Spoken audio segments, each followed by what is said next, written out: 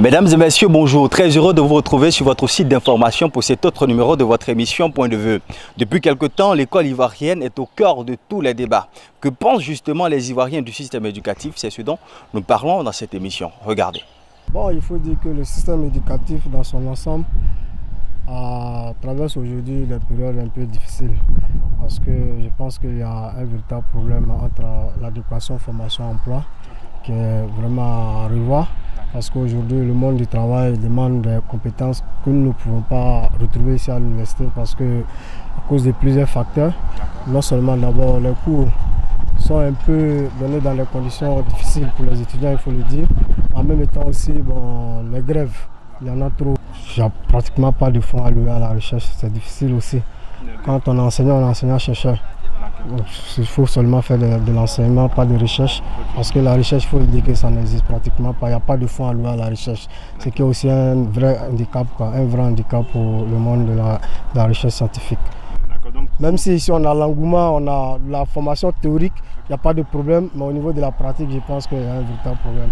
Bon, je prends l'exemple sur la chimie par exemple. Ici, tu n'as pas eu l'occasion de sortir du pays, tu ne verras jamais de RMN.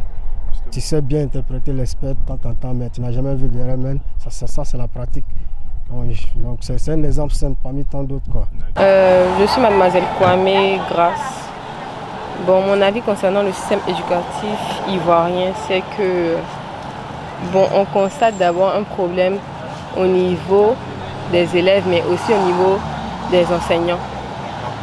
Par exemple, on prend le fait que des enseignants sont plutôt intéressés par leurs élèves, des filles, par leurs élèves au lieu de les juger en fonction de leurs vraies valeurs intellectuelles. D'accord. Ici, en Côte d'Ivoire. En Occident, on constate que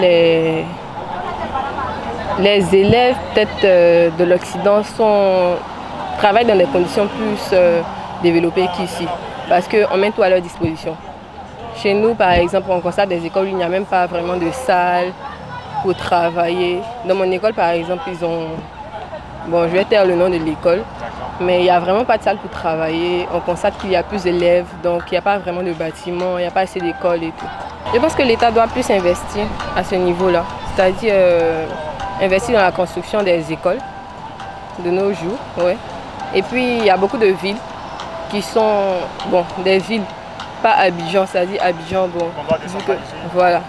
C'est-à-dire qu'on doit plus investir dans ces villes-là en construisant plus d'écoles.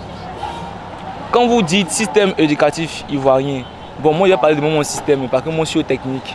Notre système est plutôt bien hiérarchisé, on fait des bonnes matières, on fait ce qui va nous aider dans notre métier. Vous voyez, non? Voilà, donc je trouve que le système est plutôt bon. C'est plutôt bon. Oui, c'est plutôt bon. D'abord, le système éducatif ivoirien a été beaucoup copié. Voilà, il a été beaucoup copié du système français et autres. Okay. Mais il n'a pas su être adapté parce qu'à chaque système, c'est réalité. On part déjà par rapport au primaire et au secondaire et d'abord, avant même d'arriver à l'université. Okay. Plus nous on avance, plus on remarque que le système devient léger, très léger, et puis il n'est pas adapté aux attentes futures. On demande d'avoir des intellectuels, de ces personnes qui ont un certain niveau dans certains domaines, mais les études qui leur sont proposées ne sont pas à la hauteur. Alors, moi, je fais l'économie, je suis déjà master 2 d'économie, et on a beaucoup de théories, mais la pratique en tant que telle, on n'a pas assez. C'est nous-mêmes qui forçons pour avoir cette pratique-là, mais le système ne nous l'accorde pas. À l'université, aujourd'hui, on parle de système LMD qui n'est pratiquement pas adapté et qui n'est pratiquement pas fait. Déjà, comme je le dis, à chacun ses réalités. Tu ne peux pas demander de faire un système LMD où normalement on doit être peut-être 50 ou 100 en classe, alors qu'on se retrouve à 1000 en classe. Donc, plus de structures déjà, plus d'universités, plus d'écoles, parce qu'on remarque vraiment, tout le monde le remarque, les effectifs pléthoriques. C'est déjà assez. Chacun fait son effort. Il y a aussi le fait qu'on est au temps de l'Internet. Mais on remarque malheureusement que nos lycées n'ont pratiquement pas de salles médias, multimédia ou d'Internet. Ici aussi à l'université, on n'a pas aussi d'internet, pas pratiquement, on n'a pas d'internet du tout.